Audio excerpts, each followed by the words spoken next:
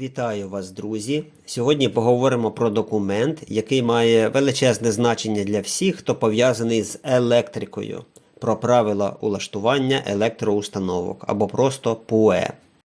Я думаю, дехто з глядачів каналу навіть не знає, що таке ПУЕ, а дехто знає, але не все. Тому одразу важлива новина. У 26-му році в Україні затверджено нову редакцію ПУЕ. Якщо ви досі користуєтесь документом 17-го року, варто звернути увагу, 5 червня 26-го року Міненерго України своїм наказом номер 283, кому цікаво, затвердило нові правила улаштування електроустановок ПУЕ 2026, так будемо його називати. Між іншим, цим же наказом попередній документ, затверджений у липні 17-го року, втратив чинність. Чому це питання важливе? Тому що ПУЕ – це не просто книжка для електрика, це один із базових нормативних документів, який визначає принципи улаштування електроустановок, вимоги до їх проєктування, створення, експлуатації. Я, звичайно, не буду читати вам сотні сторінок цього нормативного документа. Ми розберемо головне, що таке нове ПУЕ 2026, навіщо його оновили, чим воно відрізняється від попередньої редакції і що це означає на практиці. Постараюсь без складної нормативної мови. Отже, що таке ПУЕ? ПУЕ – це правила улаштування електроустановок. Якщо пояснити максимально просто, це набір правил, який відповідає на запитання, як правильно спроєктувати та влаштувати електричне обладнання, щоб воно було надійним і безпечним. ПУЕ розглядають досить широкий діапазон електроустановок, від низьковольтних мереж до високовольток. У новій редакції визначено, що правила встановлюють вимоги до електроустановок змінного струму напругою до 750 кВт та постійного струму до 1,5 кВт. Застосовуються вони як під час нового будівництва, під час реконструкції, технічного переоснащення та капітального ремонту електроустановок. Тобто ПУЕ – це технічна основа, на яку спирається все електричне обладнання. Чому нове ПУЕ важливе саме зараз? По-перше, електроенергетика дуже сильно змінилася за останні роки. З'явилося багато нових технологій, обладнання, систем автоматизації, електронних засобів захисту. По-друге, Україна ж поступово гармонізує свої національні вимоги з міжнародними та європейськими стандартами. У самому ПУЕ 2026 зазначено, що під час його підготовки враховували нові національні стандарти і європейські підходи. Нова редакція ПУЕ перекликається із стандартами Міжнародної електротехнічної комісії і європейськими документами CEN і CNELEC. А що ж таке електроустановка? Це не просто кабель, автомат чи розетка. Це система, в якій повинні узгоджено працювати захист, заземлення, кабельні лінії, комутаційне обладнання, автоматика та інші елементи.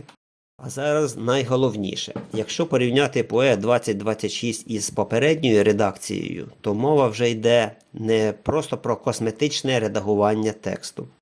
Одна з важливих особливостей сучасної нормативної бази – це чітке розмежування вимог залежно від виду об'єкта. Для житлових і громадських будівель застосовується ще спеціалізований ДБН, його номер В25232025. А ПУЕ, яке ми зараз розглядаємо, встановлює загальні вимоги до електроустановок. Це дозволяє не змішувати вимоги до звичайного житла з вимогами до складних промислових електроустановок. Ключові відмінності ПУЕ 2026 від старого ПУЕ 17-го року – це гармонізація з EEC – це Міжнародна електротехнічна комісія. Суттєво оновлено термінологію, технічні вимоги для узгодження із сучасними ДБН та європейськими стандартами. Кабельні лінії та прокладка. Посилено вимоги до пожежної безпеки, параметрів недопущення розповсюдження горіння, типів ізоляції, зокрема для високовольтних кабелів, і методик випробовувань цього. Далі. Захист, автоматика та АСУ. Розділи щодо захисту та вторинних кіл актуалізовано з урахуванням масового переходу на цифровий мікропроцесорний релейний захист і сучасні автоматизовані системи керування. Щодо підстанцій на 35-750 кВт, то переглянуто нормативи для проєктування підстанцій, враховано використання сучасних комплектних розподільних установок КРУЕ та нового високовольтного обладнання. Інтеграція розподіленої генерації. Додано вимоги щодо безпечного підключення і експлуатації відновлювальних джерел енергії СЕС, ВЕС і накопичувачів енергії BSS, а також автономних генераторів електричної енергії. Взагалі структура документа, 6 основних розділів, залишилася звичною, але внутрішнє наповнення очищено від застарілих радянських норм на користь сучасних технічних рішень. І ще, ПОЕ 2026 не потрібно сприймати як документ, який змушує завтра переробляти всю електрику в кожному будинку чи організації. А це дуже поширене, неправильне трактування.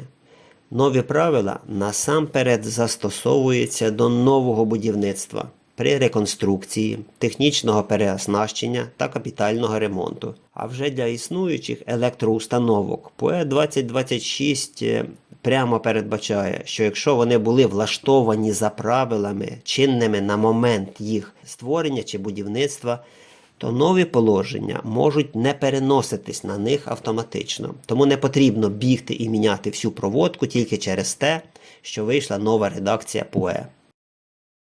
Я б виділив такі 5 особливостей нового ПОЕ. Я вже сказав, що оновлена нормативна база, нове ПОЕ краще узгоджене з актуальними нашими українськими ДСТУ та європейськими стандартами. Друге, чіткіше визначена сфера застосування. ПОЕ 2026 встановлює вимоги до електроустановок, чітко сказано, до 750 кВт змінного струму і 1,5 кВт постійного струму. І застосовується при новому будівництві, реконструкції, технічному переоснащенні та капремонті, як я вже сказав. Третє. Житлові та громадські будівлі винесені в окреме нормативне поле. ПОЕ 2026 прямо не встановлює вимоги до електрообладнання житлових громадських будинків, а застосовується ДБН, Державні будівельні норми, як я вже сказав, номер В2523-2025. Четверте. Оновлена термінологія та структура довідкового апарату. Наприклад, терміни електроустаткування замінено на електрообладнання. Додано нові поняття – актив, срок служби активу, життєвий цикл, вартість життєвого циклу. У багатьох главах з'явились окремі розділи – нормативні посилання, позначки та скорочення, бібліографія. І п'ята особливість – зміст технічно актуалізований, але революційної перебудови немає. Загальна структура ПОЕ, як я вже сказав, залишається. Розділи 1-6. Тобто це не абсолютно новий документ з нуля. Основні зміни – оновлення вимог і приведення їх до сучасних стандартів та підходів. Тепер важливе уточнення щодо приватних будинків. Коли ми говоримо про електрику у квартирі, чи в приватному будинку, в офісі або в іншій цивільній будівлі, то не можна керуватися тільки одним ПОЕ. У новому ПОЕ прямо зазначено, що воно не містить вимог до електрообладнання житлових і громадських будинків.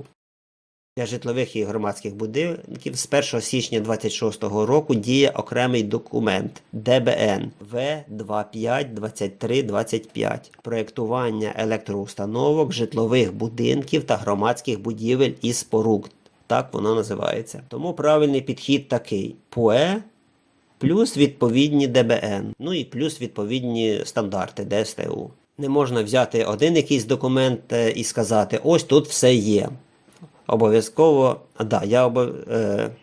Обов'язково посилання на нормативні документи, які я згадую, я залишу в описі цього відео. Тепер перейдемо до практичних речей.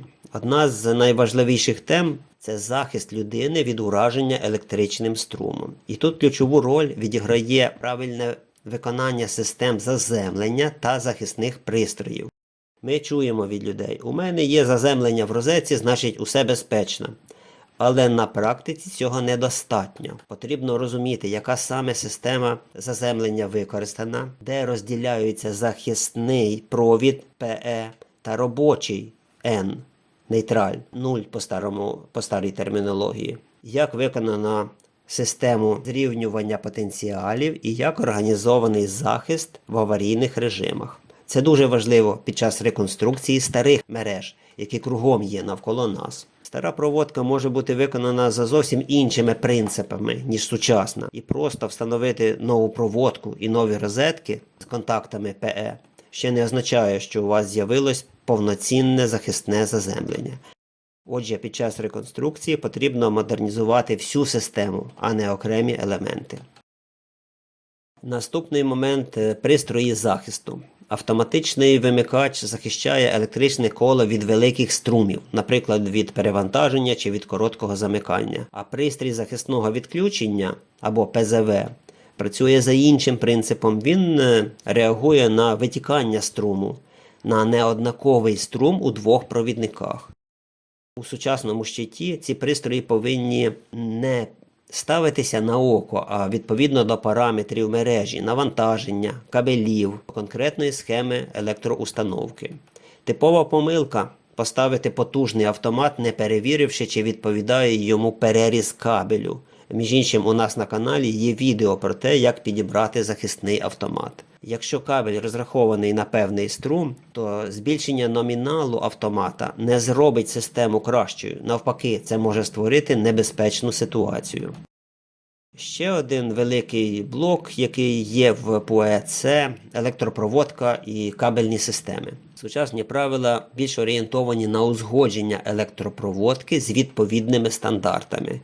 Тут важливий не тільки переріз провідника, мають значення і матеріал жил, і спосіб прокладання, і умови середовища, і допустимий струм, і температура, і механічний захист, і протипожежні характеристики, і багато інших факторів. Тобто підхід до розеток завжди ставимо кабель такого-то перерізу. Такий підхід неправильний. Кабель потрібно підбирати під всі конкретні умови. Саме професійний електрик починає не з покупки кабелю, а з розрахунку та проєктування.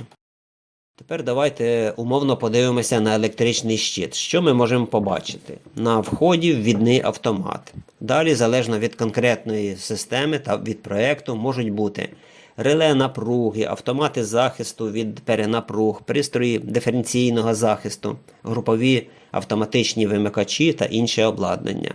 Але окремо розводяться захисні та робочі провідники. Важливі також правильне маркування, порядок підключення, відповідність автоматів розрахункам і можливість нормального обслуговування. Це дуже важливий момент. І ще один важливий момент. Електричний щит не повинен бути просто набором автоматів. Це повинна бути продумана система. Кожна деталь має виконувати свою функцію, а вся схема повинна працювати узгоджено. Тому красивий щит із великою кількістю дорогих автоматиків ще не означає, що він добрий.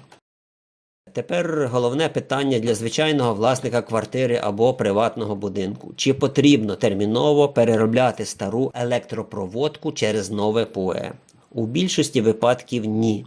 Сам факт появи нової редакції ПУЕ не означає, що вся стара електропроводка автоматично стала незаконною або небезпечною. Якщо електроустановка була створена за вимогами, які діяли на той момент, коли вона створювалась, то нові положення не означають необхідності її повної заміни. Але є й інша ситуація. Якщо ви вже робите реконструкцію, капітальний ремонт, збільшуєте потужність, встановлюєте нові потужні споживачі, змінюєте систему живлення, тоді вже потрібно орієнтуватися на актуальні вимоги нового ПУЕ.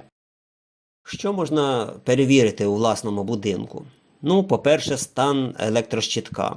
По-друге, відповідність автоматів кабелям та навантаженням. По-третє, наявність і правильність захисного провідника ПЕ. По-четверте, стан контактних з'єднань. Вони часто погіршуються, ці з'єднання. Якщо ви не впевнені, як це перевірити, краще не експериментувати. Електрощит – це не місце, де треба вчитися методом проб і помилок. Для реконструкції або зміни схеми краще звернутися до кваліфікованого електрика.